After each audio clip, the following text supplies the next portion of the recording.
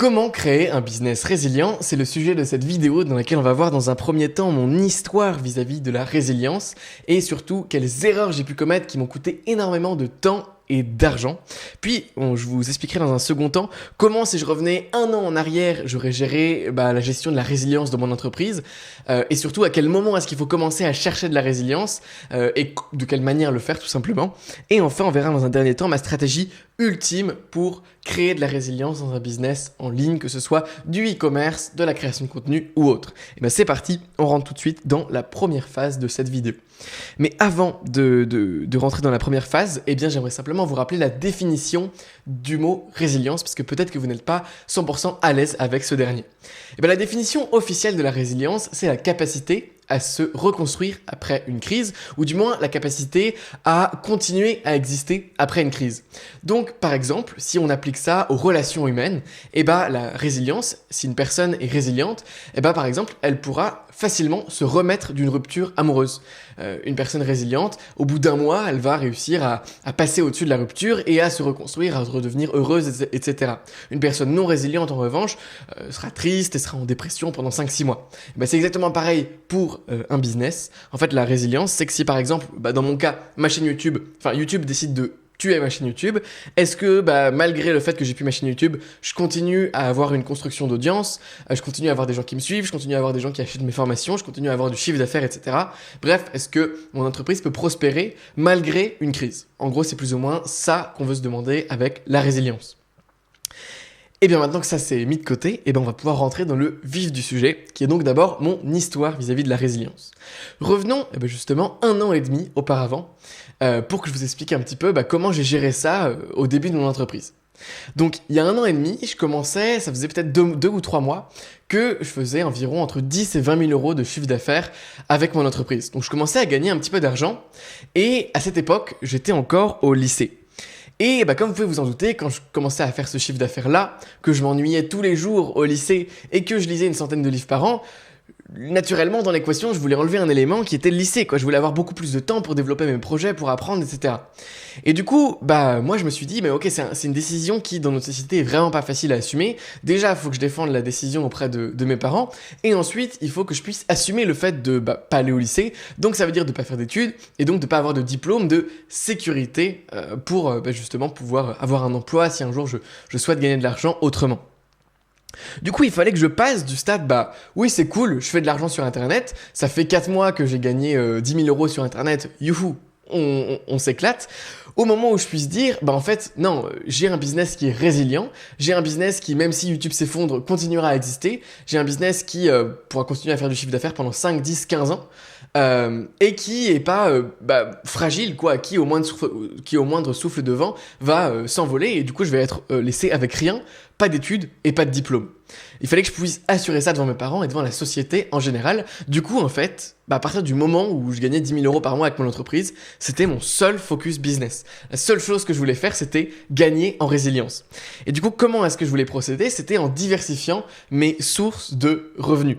Du coup, je me suis d'abord demandé, qu'est-ce que je pourrais vendre d'autre? Et là, je me suis dit, tiens, je vends déjà des trucs numériques. Maintenant, pour être le plus résilient possible, il faut que je vende des trucs physiques. Et ouais, si l'internet mondial s'effondre, si les gens achètent plus de formations parce qu'il y a eu un bad buzz sur les formations, il faut que j'ai un autre type de produit à vendre. Et du coup, je me suis dit, tiens, si je vendais des produits physiques et des carnets. Du coup, vous avez peut-être suivi ça sur ma chaîne YouTube, j'ai une vidéo que je mettrai en description et en fiche au-dessus de la vidéo.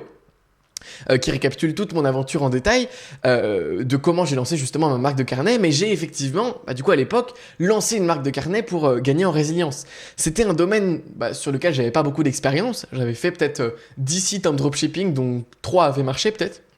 Donc j'étais même pas très bon dans le domaine et du coup je me suis juste lancé dans la création d'une marque de carnet, quoi. Je me suis même pas demandé, mais est-ce qu'il y a vraiment une demande de ma communauté? Est-ce que ça répond à un problème qu'ils ressentent? Non, rien, aucune question. L'entrepreneur le plus débile que tu puisses trouver. Et je me suis dit, non, j'ai envie de créer une marque de carnet pour diversifier mes revenus. Donc ça partait d'une démarche égocentrique, ça avait aucun impact sur un marché, c'était nul. Et du coup, j'ai passé peut-être 4 mois à peu près à faire ça. Évidemment, c'était pas tous les jours, etc. C'était derrière de ma tête, ça me prenait de la bande passante, je faisais des allers-retours, des échanges de mails avec des fournisseurs, des designers, etc.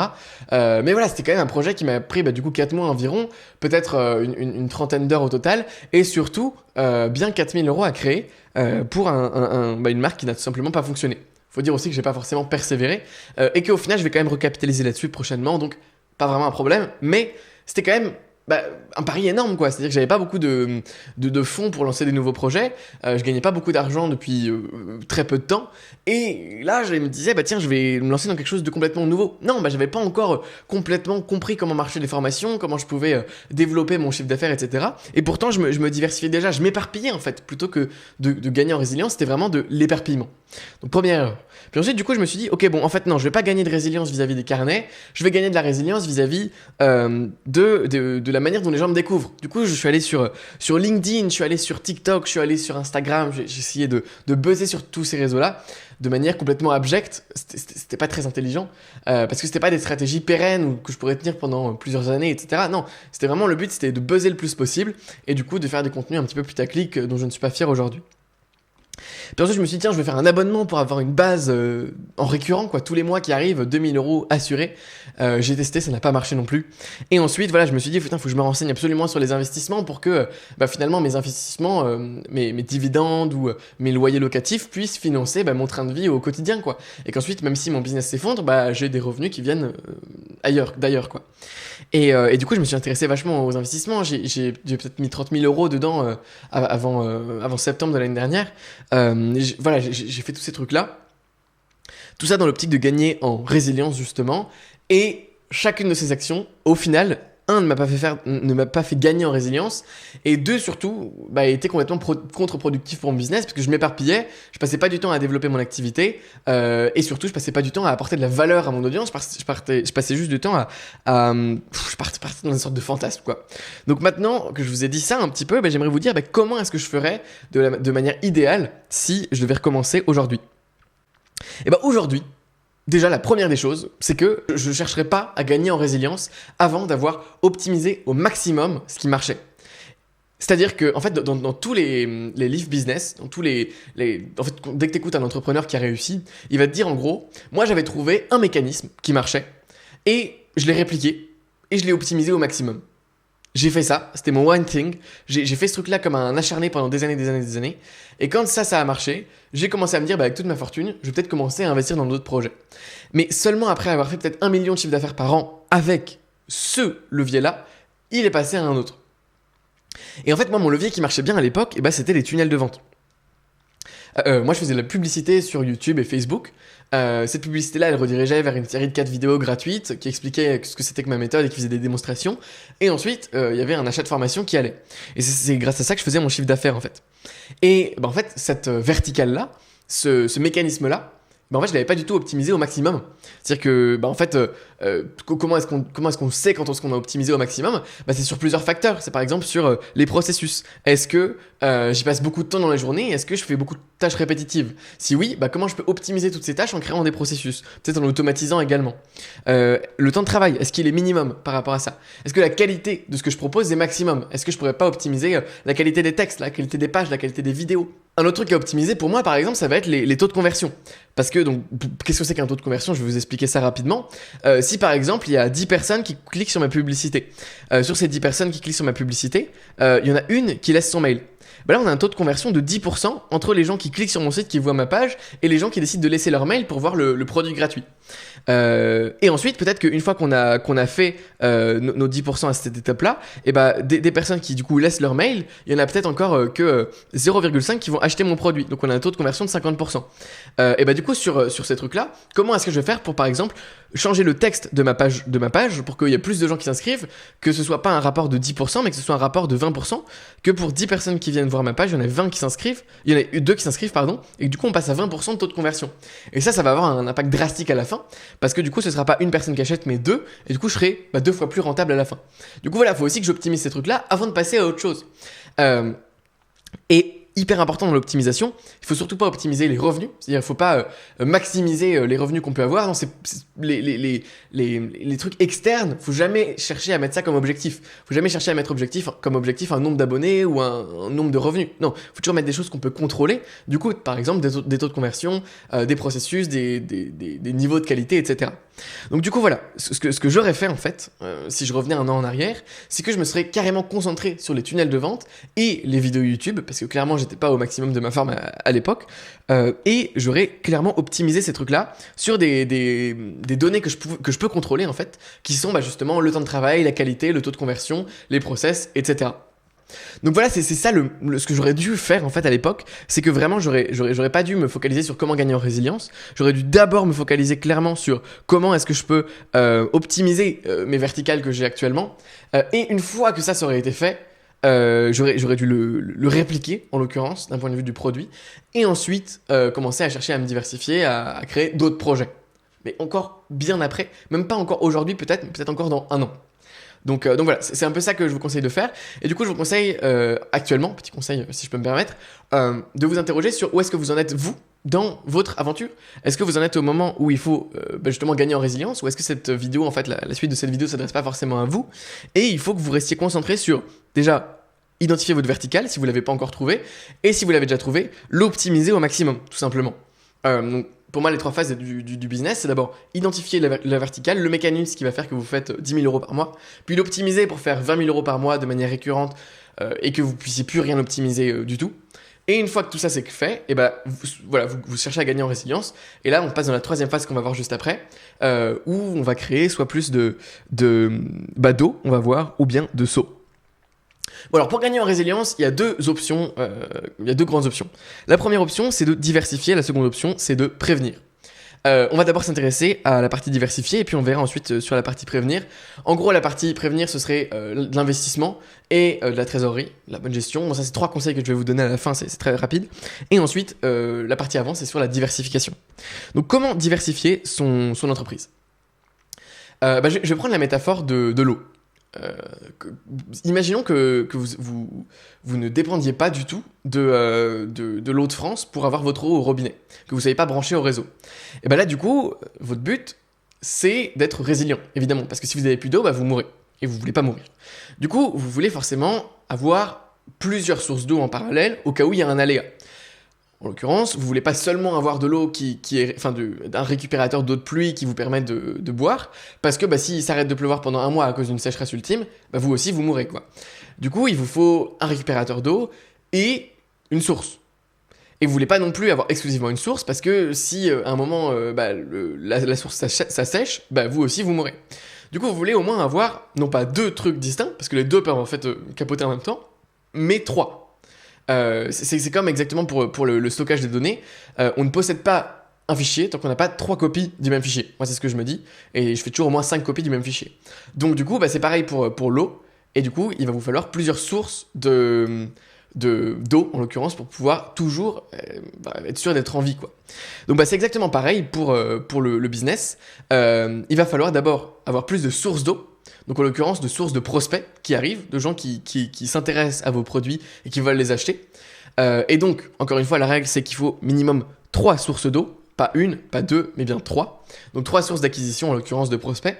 Et ensuite, une fois qu'on a cette eau qui arrive chez nous par toutes ces sources-là, il faut forcément la stocker parce qu'un débit d'eau, en réalité on s'en sert pas en continu de l'eau. Donc il faut avoir de l'endroit où les stocker. Du coup, il faut avoir des gros bidons, des caisses souterraines, ce que je vais appeler là des seaux pour les stocker. Et du coup, les seaux, en l'occurrence pour le business, ça va être des produits. Il faut avoir des produits dans lesquels on peut rediriger tous nos prospects qui arrivent, tous nos flux d'eau, qu'on va pouvoir pour juste simplement faire des revenus quoi. Donc il y a 2 manières de diversifier, c'est d'abord diversifier ses sources d'eau et ensuite diversifier ses seaux d'eau, ses réceptacles d'eau, ses produits. Donc d'abord sur l'acquisition et ensuite sur le produit. Donc comment ensuite moi j'ai procédé tout simplement pour diversifier mon activité. Et au niveau des sources d'eau, j'ai diversifié de la manière qui suit. J'avais au début exclusivement YouTube et ensuite je me suis dit ok, si YouTube ferme demain, il faut que je continue à avoir des gens qui me découvrent. Du Du coup, comment j'ai fait? Eh ben, j'ai poursuivi avec du SEO. Ça a été la deuxième chose que j'ai mis en place. Donc le SEO, c'est quoi? C'est le Search Engine Optimization. C'est le fait d'essayer de placer son blog dans les premiers résultats dans les recherches Google. Donc on tape par exemple comment prendre des notes, que mon blog soit le premier qui arrive et que les gens ensuite puissent me découvrir grâce à cette fonctionnalité-là de Google et qu'ensuite ils puissent acheter mes formations s'ils le souhaitent. Donc voilà, donc c'était le deuxième canal que j'ai mis en place. Donc en fait, c'est l'idée pour optimiser son SEO, c'est simplement d'écrire des super articles de blog sur les mots-clés qui sont les plus recherchés dans votre thématique. Simple. Donc ça, c'est le deuxième truc que j'ai mis en place. Ça, je regrette pas du tout. Je pense que c'était une très bonne décision. Je pense que je dois encore le pousser beaucoup plus loin aujourd'hui. Et c'est peut-être quelque chose que je vais faire dans les mois qui viennent. Deuxième truc que j'ai fait, c'est que je me suis intéressé au format shorts, au format court, donc les petits formats d'1 minute en vertical, vous les avez d'ailleurs probablement vus sur cette chaîne YouTube. Et j'ai commencé à m'intéresser à TikTok, comment ça fonctionnait, ainsi que Instagram. Du coup, vous pouvez encore voir mon retour d'expérience sur ces plateformes-là sur ma chaîne YouTube. En novembre, je crois que j'avais fait une vidéo 30 jours pour hacker l'algorithme de TikTok. Et du coup, voilà, j'avais réussi à construire une audience sur ces plateformes-là. Là, une erreur que j'avais faite à cette période-là, c'est que j'étais parti en mode je veux construire une audience coûte que coûte, je veux voir si j'arrive à avoir des abonnés. Et j'étais pas du tout parti de la bonne démarche qui était simplement de me demander qu'est-ce que je peux apporter aux gens sur TikTok pour qu'ils puissent en l'échange s'abonner à moi et ensuite peut-être acheter mes produits. J'étais exclusivement parti de moi, comment est-ce que je peux avoir des abonnés? Et du coup, forcément, les abonnés que j'ai eus, c'est pas forcément les abonnés que je voulais avoir et surtout les abonnés qui auraient acheté mes produits derrière. Donc évidemment, c'est pas la bonne manière de créer du contenu. Et Instagram, pareil. Instagram, pour le coup, c'est un très très bon canal pour faire des ventes, je pense. Instagram, c'est simple, l'acquisition, le fait que les gens s'abonnent à vous, ça se fait exclusivement grâce aux Reels aujourd'hui, les réels. Et ensuite, la partie vente, ça se fait exclusivement en story. Voilà, les posts, faut arrêter. Exclusivement des Reels pour se faire découvrir, pour avoir plus d'abonnés, et des stories ensuite pour vendre ou pour parler de vos nouveautés, fidéliser les gens en leur disant ce que vous faites, etc. Mais Instagram, c'est un excellent levier. Moi, si je devais réitérer tout ça aujourd'hui, je pense que je ferais effectivement YouTube en premier, ou peut-être Instagram en premier, enfin YouTube, Instagram au niveau vidéo et SEO. Je laisserai tomber un peu TikTok parce que ça sert en vrai à rien. Et puis ensuite, voilà, là, ce que je suis actuellement en train de développer de mon côté, c'est les médias et l'affiliation. C'est-à-dire, là j'ai envie de faire plus d'apparitions médias parce que c'est quand même un gros canal d'autorité, quoi. C'est-à-dire que avoir des articles dans les médias, ça fait forcément gagner en résilience mon business parce qu'il y a des gens qui viennent de là et également moi-même parce que si je veux avoir un emploi ensuite, c'est vachement bien, ou pour vendre d'autres produits comme les conférences, etc., c'est assez indispensable. Et ensuite de l'affiliation parce que en fait moi je veux qu'il y ait beaucoup de recommandations en présentiel, que les gens soient super satisfaits de la formation et que comme ils gagnent 50% de la formation en la recommandant à un de leurs potes, et ils aient tout intérêt à la recommander. Et du coup c'est comme ça que je gagne aussi de l'argent, que les gens me découvrent justement, qu'il y a des nouvelles sources d'eau qui arrivent. Et pour faire tout ça, justement, pour réussir à créer du contenu sur autant de fronts à la fois, il vous faut des techniques. Oui, parce qu'en fait, très clairement, vous n'allez pas pouvoir passer 10 heures à faire des vidéos YouTube par semaine, puis 10 heures à faire du Instagram, puis 10 heures à faire du SEO. Non, c'est pas possible. Moi, en l'occurrence, je passe en gros 4 à 5 heures par mois à faire tous les contenus qui sont publiés sur cette chaîne YouTube, mon compte Instagram, sachant que je sors quand même 3-4 reels par semaine, enfin shorts, contenu court, plus 4 longues vidéos par mois, plus une masterclass de 2 heures. Enfin voilà, c'est absolument phénoménal, au final, le contenu que je sors. Mais j'y passe réellement 4-5 heures à créer tout ça par mois, parce que j'ai réussi à avoir ensuite une équipe et tout ça qui peut m'aider à gérer toute cette partie création de contenu derrière. Et du coup, justement, ça c'est la deuxième partie un petit peu de cette masterclass sur comment créer un business intégral, qui est une partie qui est payante. Je vais vous expliquer un petit peu ce que je vous montre dans la partie payante de cette masterclass et ensuite on reviendra sur la suite de la fin de la vidéo qui est celle-ci. Donc justement dans cette masterclass, c'est une partie purement pratique que je vous montre. Je vais d'abord vous montrer comment est-ce que je fais pour syndiquer du contenu. C'est-à-dire à partir par exemple de 2 heures de direct, comment est-ce que je fais pour avoir à partir de cette heure de direct 5 vidéos YouTube qui sont créées, donc des vidéos de 10 minutes longues, horizontales, ainsi qu'une quinzaine de shorts de contenu court, plus des posts Instagram, plus des posts LinkedIn par exemple, à partir de une vidéo de 2 heures. C'est quoi la syndication? Comment ça marche? Ensuite, je vais aussi également vous montrer comment est-ce que j'ai recruté une équipe. Je vais vous montrer comment vous pouvez recruter une équipe aujourd'hui sur Internet, super rapidement. comment l'organiser à l'intérieur de l'équipe, moi les processus que j'ai pu mettre en place, etc.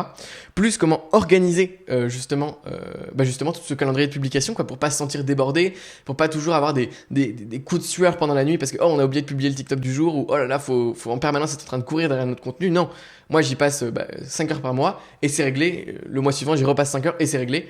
Donc voilà, tout ça c'est grâce à une super bonne organisation. Je fais tout ça sur Notion en l'occurrence, donc je vous montrerai ma base de données Notion, comment j'organise tout ça, comment j'écris des vidéos rapidement, etc. Puis ensuite je vous montrerai comment j'automatise les choses que je peux automatiser dans la création de contenu pour justement maximiser mes sources d'eau sans y passer plus de temps.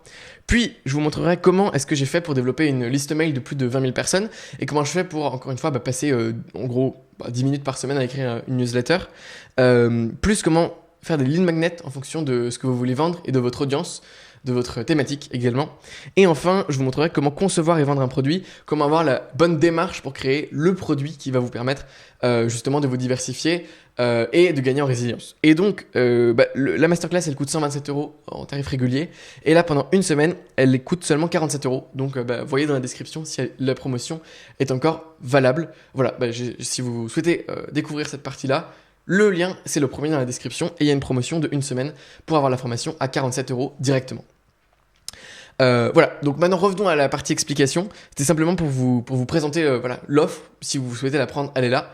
Voilà, c'est simplement pour que je vous montre un petit peu tout ce que moi j'ai pu mettre au point d'un point de vue pratique, tous les systèmes, tous les logiciels, etc. qui s'intègrent pour me permettre de passer seulement 4-5 heures par mois à la création de vidéos et que pour autant, je sois résilient, etc.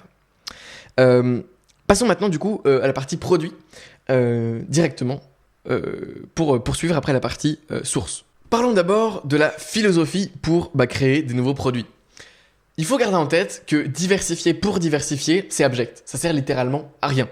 Non, il faut garder en tête que avant chaque tunnel de vente qui marche, avant chaque offre qui marche, il y a un problème. Les entrepreneurs, leur seul métier, c'est de chercher des problèmes que les gens ont et de trouver une solution géniale pour les résoudre. C'est tout, clairement. Donc par exemple, un carnet, non. C'est pas une bonne idée pour se diversifier. Pourquoi ? Parce que ça répond à aucun problème. Les gens, s'ils veulent un carnet, ils vont à Clairefontaine, ils vont chez Moleskine, ils vont à la Fnac et ils achètent leur carnet. Point. Ils vont sur Amazon. Est-ce que mon carnet répondait à un problème particulier ? Absolument pas. Est-ce qu'il y répondait de manière originale ? Non plus. Donc c'est clairement pas un bon produit. En revanche, un livre, par exemple, à 6 € sur les étirements, est-ce que c'est un bon produit ? Oui, absolument. Parce que comment est-ce qu'on construit ce produit-là ? C'est en se demandant, par exemple, sur la thématique de la danse, quelle est la problématique la plus fréquente des gens ? C'est putain, je me sens mal parce que je suis pas assez souple par rapport aux autres gens dans le cours. C'est la problématique principale que ressentent les danseurs. Et donc, un livre à 6 € qui répond à ce problème-là, évidemment qu'il va se vendre comme des petits pains. Et ainsi de suite, comme ça, c'est toujours exactement la même chose. Il y a tellement d'idées de business qu'on peut trouver, tellement soit en améliorant un problème qui est déjà traité. Donc par exemple, ça pourrait être le nombre de gens qui savent pas quel cadeau choisir. À chaque fois que tu veux un cadeau pour Noël, par exemple, tu tapes meilleur cadeau pour Noël ou pour la fête des pères. Voilà. Tu tapes meilleur cadeau pour la fête des pères et là tu vas avoir des listes de trucs nuls. Ça va jamais te donner une seule idée. Alors que, en réalité, tu mettrais de la publicité Google sur ce mot-clé-là, cadeau pour la fête des pères, avec une offre hyper bien, par exemple une offre du style 120 € et t'as un coffret de 6 trucs personnalisés pour le papa, par exemple le roi du barbecue c'est papa avec la tête de ton père, plus un mug, le meilleur café c'est celui de papa avec la tête de papa, enfin bref, que des trucs comme ça, le kit de 6 tu vois, et il est livré directement chez toi une semaine plus tard, tu as juste à mettre une photo de ton père et on s'occupe de tout. Ça c'est un business qui vaut des millions, tout simplement. Voilà, si vous voulez un business qui vaut des millions, faites cette idée-là, elle est merveilleuse. Bref, du coup c'est toujours cette idée-là de quel problème je vais pouvoir résoudre et les problèmes on les identifie en fait au quotidien quoi. Donc voilà, c'est un petit peu la philosophie qu'il faut avoir derrière la création de tout produit. Si vous voulez vous diversifier, il ne faut pas que vous trouviez un autre produit, il faut que vous trouviez un autre problème. Voilà, ou une nouvelle manière innovante de répondre à un problème. Si vous voulez rester toujours sur le même problème, par exemple le problème de j'arrive pas à trouver de copine, à coucher avec des gens quoi. Peut-être que votre premier produit c'était une formation sur comment draguer, et maintenant votre deuxième produit c'est pour le même problème une formation sur comment je sais pas moi, une fois que la drague est finie, construire un bon couple. Enfin voilà, j'en sais rien, sur le même problème. Voilà, donc finalement Moi, du coup, ce que j'ai fait au niveau de ma stratégie pour me diversifier au niveau des produits, c'est qu'une fois que j'avais fait Atomic Thinking, je suis reparti en me basant sur d'autres problématiques, donc les problématiques de la productivité. Et du coup, j'ai fait Atomic Timing, par exemple. Puis ensuite, je me suis dit, mais en fait, les étudiants, ils ont des problèmes sur l'organisation en général. Et du coup, j'ai fait Atomic Student, qui répondait parfaitement aux problèmes que rencontre un étudiant. Et du coup, en fait, c'est que des offres qui sont super congruentes, quoi. Et comme ça, vous avez aucun risque, si vous partez par le problème, d'avoir un produit qui est déconnecté du problème, comme ça, voilà. Donc c'est comme ça que vous pouvez faire. Pareil, voilà, si vous voulez attendre de voir, en fait, en fait, il y a une manière super rapide de tester des problèmes, et si ça marche, c'est de faire du coaching. C'est-à-dire que vous vendez du coaching à 100 € de l'heure ou un truc comme ça, et pendant une semaine, vous allez faire des contenus et des mails sur un sujet. Par exemple, une problématique de comment se mettre en couple. Et puis, si vous voyez que ça marche pas, vous n'avez pas de demande de coaching, et ben vous passez à un autre problème. Par exemple, ce sera comment comment aborder des filles en soirée. Et là, sur ce truc-là, si vous avez beaucoup de demandes de coaching, bah là, ok, super, faites vos coachings, super, commencez à avoir les réponses en tête, à comprendre les problèmes des gens précisément, etc. Et ensuite, créer un produit là-dessus pour continuer à créer des contenus, mais cette fois-ci, ne plus rediriger vers votre coaching, mais vers votre produit. Et ça marchera tout aussi bien. Voilà, c'est aussi simple que ça, en fait. C'est pour créer de nouveaux produits. Voilà, et ça peut être épuisant évidemment de tout faire en même temps, de faire la diversification des sources d'eau et également des seaux, etc., etc., etc. Et du coup, c'est encore là où il faut des stratégies, c'est-à-dire un truc minimaliste, quoi. C'est un truc où en une heure, tu sais en une heure, tu as trouvé 10 nouvelles idées de produits. Et une fois que tu as ces 10 nouvelles idées de produits, tu sais lesquelles vont marcher en seulement une journée. Et une fois que tu sais lesquelles vont marcher en moins d'une journée, tu sais comment les lancer en moins de 3 secondes. Tu sais comment faire une page de vente super rapidement. Et une fois que tu sais faire tout ça, et ben en fait, tu peux itérer jusqu'à trouver les produits qui vont réellement marcher. Et du coup, c'est ça un petit peu toute la partie diversification que moi je ferai aujourd'hui. Et c'est toujours des stratégies qu'il faut, des stratégies. Et en l'occurrence, je suis désolé de ramasser sur le tapis, mais c'est tout ce qu'on voit dans la masterclass complète qui est disponible dans la description. Et enfin, la dernière partie en fait de cette vidéo, qui est déjà extrêmement longue, ça va être sur la partie de la prévention des risques. Donc en fait, c'est simplement pouvoir voir venir. C'est exactement pareil que si vous avez une fuite d'eau dans votre maison, il vous faut un petit fond pour que cette fuite d'eau, vous puissiez la réparer et payer un plombier pour pas que ça détruise toute votre maison.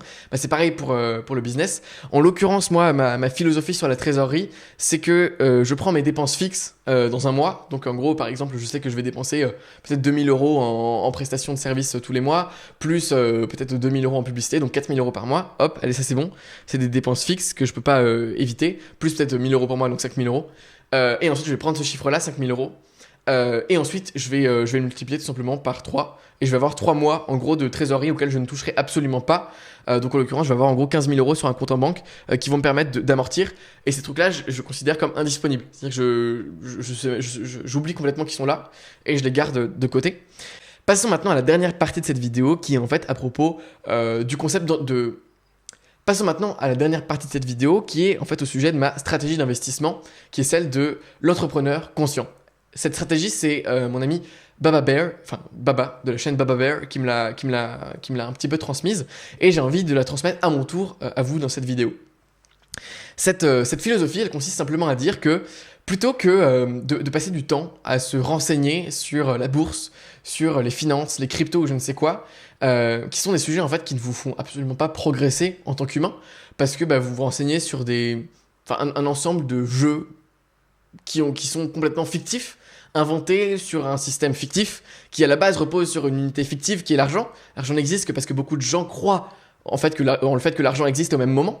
C'est simplement parce que toi et moi on sait que l'argent a une valeur d'1 €, qu'on sait que ça va valoir une banane, que je peux t'échanger 1 € contre une banane, mais en réalité ça vaut absolument rien 1 €. C'est simplement ça repose sur c'est de la confiance cristallisée en fait, l'argent, c'est rien. Du coup voilà, bref, c'est un ensemble de croyances montées sur des croyances qui ne te font pas progresser en tant qu'humain quand tu te renseignes à propos d'elles. Donc ça pour dire que se renseigner sur l'investissement, c'est pas comme se renseigner sur la biologie. La biologie, ça va t'augmenter ta compréhension du monde, t'augmenter tout ça, ça va être génial. Te renseigner sur l'argent, voilà, c'est pas comme ça que j'ai envie de designer ma vie, quoi, personnellement. Parce que ça te fait pas évoluer en tant qu'humain. Et j'ai pas non plus envie de laisser de l'argent sur mon compte en banque, parce que du coup, je me renseigne pas et je sais pas investir. Parce que si tu laisses de l'argent sur ton compte en banque, faut le savoir, les banques vont l'investir dans des industries qui soutiennent les énergies fossiles, etc., qui sont pas des énergies vertueuses pour l'écologie. Donc ça c'est mort aussi, en tout cas de mon côté. Donc en fait j'étais rendu à un point où bah j'ai pas envie d'investir, j'ai pas envie non plus de... Parce que j'avais un pote qui s'appelait Haïdar, qui a une chaîne qui s'appelle Planification Alimentaire, qui investissait pour moi pendant un moment, c'était génial, mais en fait bon au bout d'un moment il y a eu des contraintes légales qui ont fait que je voulais plus... Enfin des contraintes de société, d'impôts, etc., qui faisaient que c'était plus du tout avantageux pour moi de continuer à faire de cette manière-là. Et du coup j'étais rendu à un point où je me disais bah en fait je peux plus investir. J'ai pas envie de déléguer l'investissement à quelqu'un d'autre. J'ai pas envie de me renseigner sur comment créer une société d'investissement avec une holding qui relie les deux ou je ne sais quoi. Et j'ai pas envie d'investir dans l'immobilier parce que j'ai pas envie d'avoir de contraintes, j'ai pas envie d'avoir de locataires, j'ai pas envie d'avoir de gens qui m'appellent alors que moi je suis en Afrique du Sud qui me disent oui non mais Elliot, il y a une fuite d'eau dans ton appart. Non, stop. C'est trop. Du coup, j'avais pas envie de tout ça. Et du coup, j'étais rendu à un point où bah en fait je peux pas investir, j'ai pas envie de laisser l'argent sur mon compte. Bref, qu'est-ce que je fais quoi? Et c'est là que Baba en fait est venu avec une idée qui m'intéresse vachement, qui est bah, en fait une idée très simple, qui est de dire il y a des gens en France qui ont énormément d'énergie, qui sont super intelligents et juste qui ont décidé de partir un peu en marge du système, les gens baba cool ou je ne sais quoi, qui enchaînent des petits boulots en petits boulots, qui sont pas forcément heureux et qui aimeraient développer des projets mais qui n'ont pas les thunes pour investir. Qui n'ont pas d'argent pour, par exemple, acheter un terrain et construire une ferme pour vendre des légumes, ou qui n'ont pas l'argent pour s'acheter un food truck pour commencer à sillonner la France et vendre des produits bio, je ne sais pas quoi. Mais il y a tous ces gens-là qui ont des initiatives, mais pas de fonds. Et du coup, l'idée, c'est de créer un sort de réseau de toutes ces initiatives-là, où en fait, moi, je donne l'argent, j'investis, et j'aide les gens à trouver le business model au départ. Donc voilà, je donne tout ça à 2-3 personnes, quoi. Elles construisent un business, elles développent tout ça. Moi, je prends une partie des revenus. Je suis là en conseiller pour les aider à développer un business qui marche. Je leur ai donné une vision stratégique au début et je leur ai donné tous les financements dont ils avaient besoin pour démarrer. Et ensuite, c'est un truc super vertueux, c'est-à-dire que pendant 10 ans, voilà, on garde ce truc-là où voilà, ils me reversent une partie de leurs revenus. Et en fait, au bout de 10 ans, on peut peut-être commencer, maintenant qu'il y a de la confiance, à faire un sorte de location-vente en fait, d'achat tout simplement. C'est-à-dire que ils vont verser le même loyer par mois, sauf que au bout de 10 ans, on commence en fait à rembourser un sorte de crédit, voilà, où en fait je leur redonne ce que je leur ai permis de construire, parce que maintenant c'est leur quoi, au prix où moi je l'ai acheté. Comme ça voilà, moi je les arnaque pas, en fait il y a personne qui se fait entuber dans l'histoire, tout le monde est très content, et moi au final j'ai fait fructifier mon argent pendant 10 ans, tout dépend comment se porte le business, mais j'ai pas mal de revenus quoi. Voilà, du coup c'est un petit peu ça que j'ai envie de faire. Et pourquoi pas ensuite, imaginons qu'on parte sur un modèle de... voilà, j'ai envie de créer un terrain, voilà, j'achète plein de terrains ruraux, je crée un business model d'Airbnb courte durée, je ne sais pas quoi, où c'est les gens qui les entretiennent avec un potager, en même temps il y a des initiations à la permaculture ou je ne sais quoi, c'est un truc super vertueux sur place. Et ensuite moi je crée en fait une sorte de structure au-dessus qui fait qu'il y a plein de publicité partout et que du coup il y a plein de gens qui viennent dans les lieux, en fait les gens qui ont les filiales en fait de mon système de camping là, eux reçoivent naturellement des gens parce que c'est moi qui fais le marketing, c'est moi qui m'occupe de tout ça, et ils ont juste à gérer le lieu sur place, des trucs qu'ils savent faire, et moi je prends 50% du revenu parce que j'ai fait tout ce qu'il y avait en amont quoi. Donc c'est encore une fois un truc super vertueux. Et moi ensuite, je fais des coûts immobiliers, quoi, parce que j'ai investi dans des terrains ruraux qui augmenteront en valeur avec le temps. Bref, il y a plein de modèles à trouver comme ça. Et c'est un petit peu l'idée d'être entrepreneur conscient. C'est juste de, encore une fois, remettre en cause un truc qui est socialement admis dans la communauté des entrepreneurs, qui est, bah oui, moi je mets tout en bourse, bah oui, je mets tout en crypto, bah oui, je mets tout en ETF. Bah non, pourquoi tu ferais ça en fait? Enfin genre, oui, ça fait fructifier ton argent, mais toutes les autres manières qu'il existe de faire fructifier ton argent, et qui sont au final bien plus vertueuse et bien plus rentable, tu peux aussi faire ça quoi. T'es pas obligé de partir dans un extrême de vouloir investir dans une crypto qui va faire x1000 dans l'année quoi. Donc voilà, c'était un petit peu partager avec vous cette vision là que moi j'ai de l'investissement, et c'est pour ça qu'actuellement voilà, j'ai pas beaucoup de temps à consacrer à ça, donc je garde plutôt l'argent en cash pour l'instant, et quand j'aurai développé justement un de ces modèles dont je viens de vous parler, et je commencerai probablement à investir réellement dans ce type d'investissement. Voilà, et bien écoutez, c'est tout pour cette vidéo, j'espère qu'elle vous aura intéressé. N'hésitez pas à acheter la masterclass comment créer un business résilient si vous souhaitez connaître de manière pratique, en ayant simplement un partage d'écran avec moi, comment je fais toutes ces choses-là, la syndication, comment créer une équipe, comment gérer une équipe, comment s'organiser, comment automatiser, tout sur l'email marketing, comment avoir des emails, construire une liste mail et comment créer des bons lead magnets. Donc les lead magnets, c'est des trucs qui vous permettent, enfin que vous donnez en échange d'une adresse mail. pour récupérer des adresses mail. Et enfin, comment concevoir et vendre un produit. Si vous voulez savoir faire tout ça, n'hésitez pas à acheter ma masterclass. Et merci beaucoup d'avoir suivi cette vidéo avec moi. Moi, je vous souhaite une excellente journée. Salut!